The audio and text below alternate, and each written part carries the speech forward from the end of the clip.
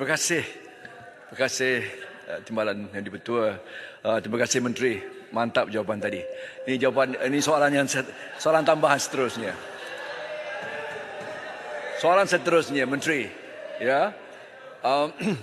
Dalam komitmen Menteri Kewangan untuk menurunkan defisit fiskal ya untuk tahun depan 4.3 dan 5 tahun 3% KDNK, dan sementara itu berani membawa satu bajet ya yang mengembang, expansionary budget, bermaksud tidak kurang juga kita berbelanja. Persoalan yang menjadi khawatir adalah pada waktu yang sama ya, cabaran global, the global headwinds dengan izin juga satu yang mencabar. Contohnya dia geopolitical, peperangan Ukraine, Rusia, ya, sikit slowing down of China's economy, juga Gaza, Palestin. Apa yang mustahak, Menteri, yang nak saya tanya?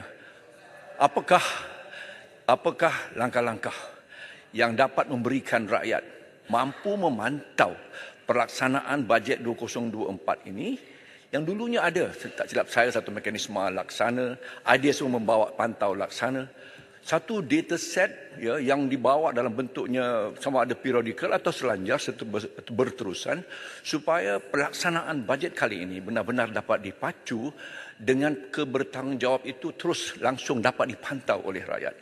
Terima kasih Menteri, tolong berikan pencerahan. Terima kasih Yang di-Pertua. Terima kasih Kuala Selangor. Ringkaskan jawapan ya. Dia bergantung, Kuala Selangor, sebenarnya kesan dan limpahan daripada sesuatu perancangan ekonomi kerajaan. Contohnya belanjawan yang ditetapkan. Kesannya itu dirasai berbeza-beza mengikut peringkat dan kumpulan-kumpulan. Jadi kumpulan yang paling besar, yang pada pandangan saya akan menjadi pemegang taruh stakeholders yang paling besar adalah rakyat biasa, keluarga biasa. Dan apabila kerajaan melaksanakan penyasaran subsidi, dan itu akan melibatkan bentuk-bentuk pindahan tunai kepada keluarga-keluarga, saya ingat kita tidak perlukan laporan pun kerana dari segi ketelusan maklumat, siapa yang dapat, berapa, itu akan dilaksanakan melalui padu.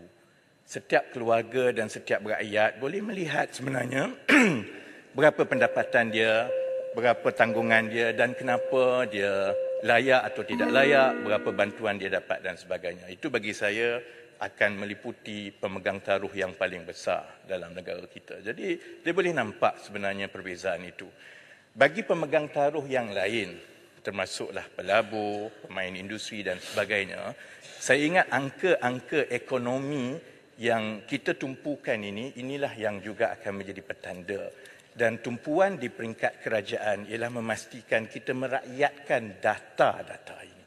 Sebab itu open dossier itu penting supaya rakyat mula bercakap dan menilai prestasi ekonomi. Bukan ambil saja, dia boleh tengok quarter on quarter macam mana, year on year, industri mana.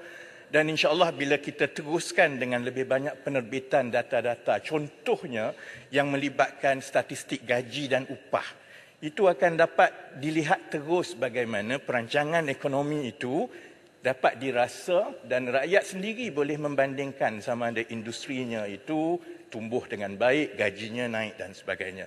Pandangan saya itu lebih baik dari segi pelaporan dan pemantauan, dari berbeza dengan kalau kita duk banding dan duk lapor sama kita.